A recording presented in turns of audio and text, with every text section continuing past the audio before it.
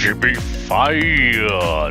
Druna di Paolo Euleteri Serpieri. Voltamos com o quarto tomo de Druna e o quinto programa desta saga inesperada de Druna. Ai, que semanas, hein, pessoal? Só fui xingado de estar cobrindo Druna, mas tudo bem, né? A gente faz o que a gente quer, né? A gente é escravo de nossas próprias aspirações. Não sei quem disse isso, mas deve ter sido alguém muito importante. Agora 2 pessoas importantes falaram a mesma coisa. Mas vamos lá, o quarto tomo é Carnívora, um álbum publicado em 1992. Só retomando, lembra? A Druna foi resgatada, tá na nave e teve todo aquele ritual de inseminação nela, né? Que foi mais um abusinho, né? Abusinhos dentro de Druna. Mas enfim, e ela se pergunta, puta, será que estou infectada? Será que inseminaram eu, seja lá com o que for? Neste tomo já temos a resposta, porque a gente já vê, lembra do Doc, né? O Doc, que é o personagem inspirado no próprio Serpieri, né? Na imagem cuspida e aparente de Paulo Serpieri, conversa com o computador, né? Falando, pô, fudeu tudo, a Druna veio aqui, a infecção começou e a gente não sabe quem que é quem, tá muito ruim e a gente vai acabar todo mundo se lascando. E também muito importante notar, né, que o computador do Doc, ele tem uma imagem redonda assim, em um painelzinho ele troca, né, uma imagem elétrica, vira o olho. Lembra? O olho gigantesco lá nos sonhos da Druna era aquele olho que simbolizava o controle do Lewis fundido com a máquina, que tinha um pedaço do Shastar dentro dele, né? Então ele transforma naquele olho, né? O que a gente já fala, putz, o Doc já sabe que é infecção, mas a gente já sabe que a infecção é o Lewis dentro da máquina, né? Se você não notou isso ao longo do conto, né, isso vai ficando mais claro, que o Lewis, né, fundido com a máquina central, também foram junto com a Druna para a nave de resgate. Mas cortando isso, a gente já corta, né? A Druna está em escombros, seminua novamente, bate num templo, a galera tem uns médicos lá engravatados, ela tá grávida, os caras vão fazer uma cesárea forçada nela. E, de novo, alerta pornográfica. Porque lembra que tinha aquela parada do... A gente não sabe se a Druna tá gemendo de prazer ou gemendo de dor. Aqui tem uma cena muito parecida e daí tem um jarro. Bem nesse aborto que eles estão fazendo nela, né? Um jarro de um líquido pra cima dela. Bem quando ela tá gemendo. Então, além do gemendo, que a gente não sabe se é ó, né?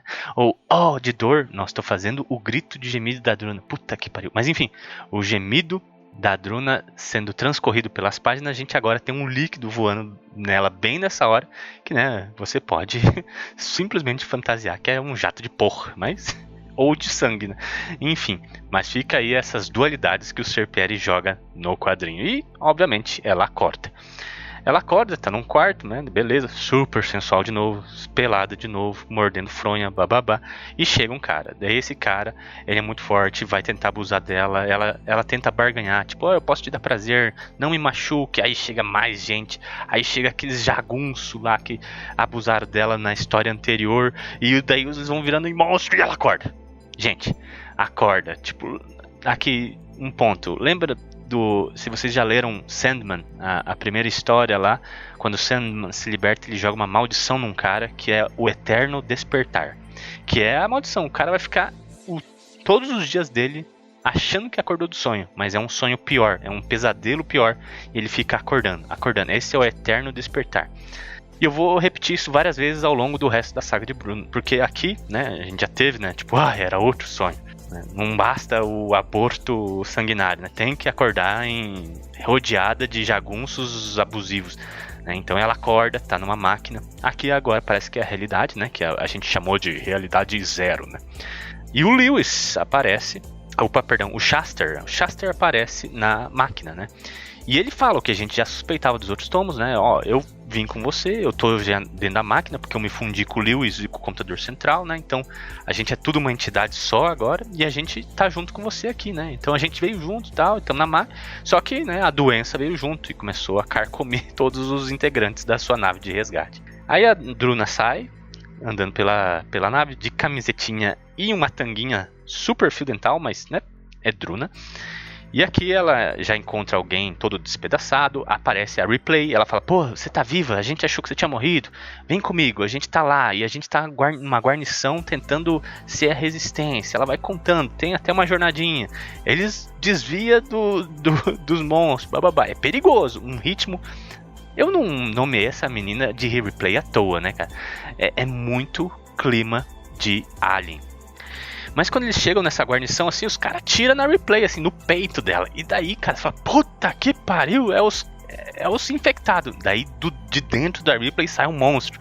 E os caras têm que queimar a parada, assim, tipo, puta merda. Então, a Ripley, que tava ajudando a Druna, não tava fazendo um cavalo de Troia junto com a Druna, né? E beleza, daí, então, até eles pegam a Druna, o Doc chega e fala, ó, a gente não tem como ter certeza se você é uma infectada ou não, né? Porque você vê que nem os infectados sabem que são infectados. A gente vai ter que te testar. E lembra lá nos tomos anteriores que a Ripley ela se isolava num quarto dos Prolets, né? E chegava tipo esses clones que só tinham sedência de sexo selvagem.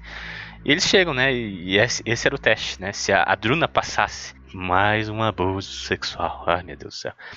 E ela não se transformasse, né, num monstro, então ela era real, né? Então é que é isso que acontece. Vem um monte desses caras, desses clone Prolet, né, e abusa sexualmente da Druna. Mais uma vez, alerta pornográfico, super pornográfico. Ela chega a morder uma fronha que tinha um trapo ali, né? Puta, é muito sexual. Mas enfim.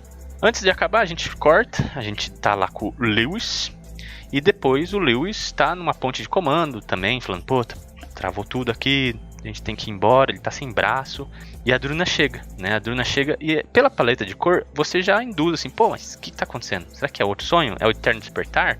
O Lewis tá com uma Druna falsa, né? E não dá outra, né? Depois de um amorzinho gostoso, né? Então aqui alerta sensual, super erótico, nada pornográfico, mas sensualzinho, gostosinho.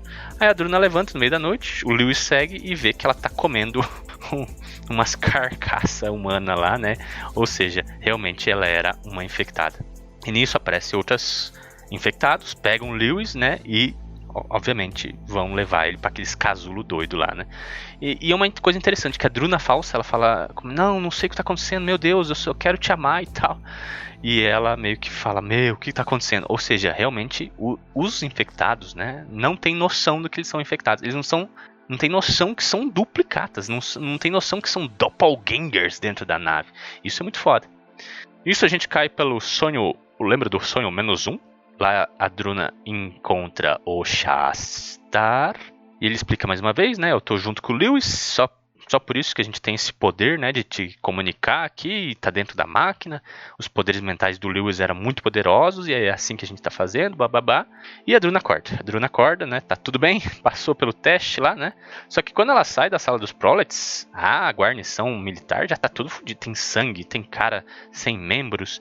E daí chega a verdadeira Ripley e eles começam a passar pelos escombros, até que a Druna falsa aparece. A Doppelganger, que a gente acabou de ver matando o Will, né, tá ali tentando confundir todas as paradas, né, o que leva, né, parece que a Ripley vira até a personagem principal aqui.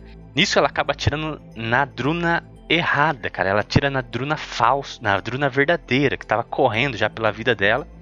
O Doc até salva ela, se tranca numa sala, só que a Druna não resiste e ela morre. E ali o Doc, ele vai fazer uma pequena ligação com o que estava acontecendo lá no início do quadrinho, que ele falou, a gente tem que jogar essa nave nesse buraco de minhoca. Aqui é outra coisa, tá? É tipo o limiar da realidade, alguma coisa assim, mas vamos falar que é um buraco de minhoca. E quando a gente passar por esse buraco de minhoca, né, ou todo mundo vai morrer, ou todo mundo a gente vai passar para outra realidade, né, e tomara Deus que limpado dos infectados. Até os doppelgangers lá fora, um que se transmuta na forma de Doc, né? Fala assim, cara, não faz isso. A gente pode todo mundo morrer, inclusive você, né? Não vale a pena. E o Doc pensando, ele lembra da vida dele, como foi difícil e tal. E ele fala, foda-se. E joga a nave no portal, que faz o reset mesmo, né? O reset é feito em uma página, velho. Ele só se dá conta, assim, que tá todo mundo bem. Tá todo mundo na sala. Opa, todo mundo aqui. Todo mundo bem, todo mundo conversando. Ele até fala, nossa, eu sonhei. Aí ele olha pra Druna. E a Druna tá dando um sorrisinho malicioso pra ele. Ele fala, puta merda, ela tá na sala comigo, eu lembro, ninguém mais lembra. Será que o corpo da Druna ele estava morto, mas ele estava comigo na mesma sala? Será que ela lembra do que aconteceu? E ela dando um sorrisinho pra ele, assim, ela fala, puta merda. Ou pior, a gente é os doppelganger, né? Os reais foram exterminados pelo buraco de minhoca e a gente é tudo os infectados. Só que lembra, os doppelgangers não lembram que são infectados, né? Eles acham que são reais o tempo todo, né? Então ele fica, meu Deus, o que será da gente? E termina assim, né? Com esse final super aberto, super bissentido, né? Bissentido não, ambíguo, né? Cheio de reflexões sobre a realidade, né? O que torna você e o que vai ser daqui pra frente, né? Então, gente, com isso a gente termina esse 4º tomo e também o primeiro volume do Pipoca e Nanquim de Druna de Serpieri, né? Finalizamos. Lembrando que, né, a gente tem um programa inicial onde a gente tenta ilustrar, né, os lados bons e os lados ruins dessa jornada. E aqui, vendo tomo a tomo, né, eu fui tentando elencar o que era bom, o que era o meio errado, o que tinha de problemático nas histórias, né? Por exemplo, esse abuso da Druna não serviu pra nada. O último abuso ali dos Prolets, né? Não serviu pra nada. Ela foi abusada, né? E todo mundo morreu de qualquer jeito. E daí ela saiu, como, né? Ninguém foi lá falar, é mesmo, você não é uma infectada, né? Então não serviu pra nada esse abuso no roteiro, né? Pra vocês verem que o Serpieri, às vezes, ele faz umas sacanagens assim, só pela sacanagem. Mas então é isso, a gente se vê no próximo tomo, que é no volume 2 do Pipoca e Nanquim. Mas por enquanto, por favor, compartilhem, comentem o que eu tô faltando falar. Eu sei que tem muita coisa para falar de reflexões dessa obra, tanto das coisas erradas como das coisas boas, né? Mas fale aí, me ajuda aí a fazer o programa. E a gente se vê numa próxima.